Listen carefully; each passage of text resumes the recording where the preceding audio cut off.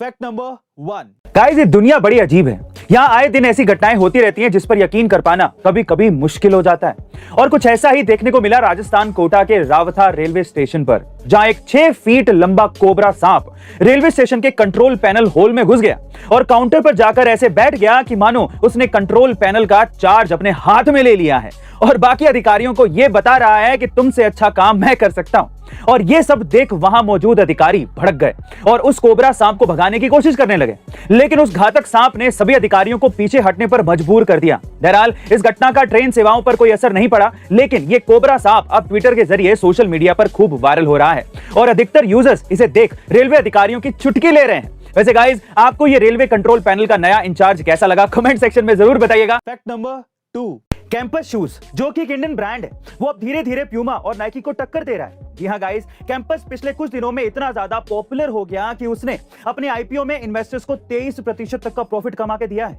लेकिन कैसे? दरअसल साल 2005 में हरिकिशन अग्रवाल ने कैंपस कंपनी की नींव रखी थी और तब उन्होंने शूज कंपटीशन में आने के लिए अपने कंपनी के जूतों को अच्छी क्वालिटी के साथ साथ कम कीमत में बेचा, ताकि लोगों को कम कीमत में ही एक ब्रांड पहनने का मौका मिल सके।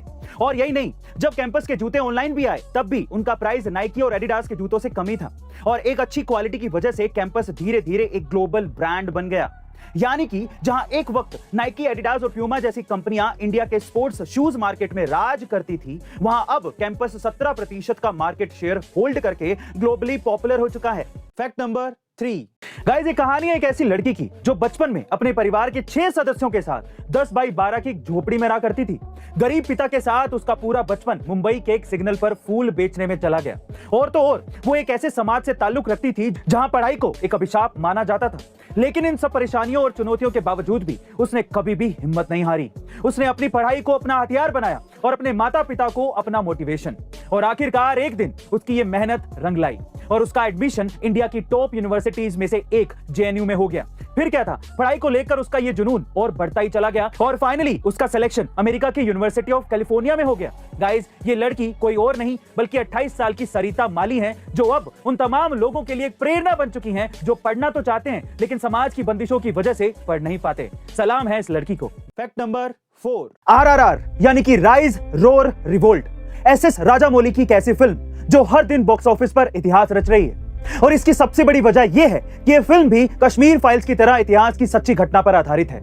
यह कहानी है भारत के महान स्वतंत्रता सेनानी अल्लूरी सीता रामाराजू और कोमा राम भीम जी की, जिन्होंने अपने देश की रक्षा और स्वतंत्रता के लिए अंग्रेजों और हैदराबाद के निजाम से लड़ते हुए अपने प्राण त्याग दिए। इस फिल्म को बनाने में 400 करोड़ रुपए लगे हैं, जिससे अंदाजा लगाया जा सकता है कि हमारे स्वतंत्रता सेनानियों की कहानी दिखाने के लिए राजामौली जी ने कितनी मेहनत की है।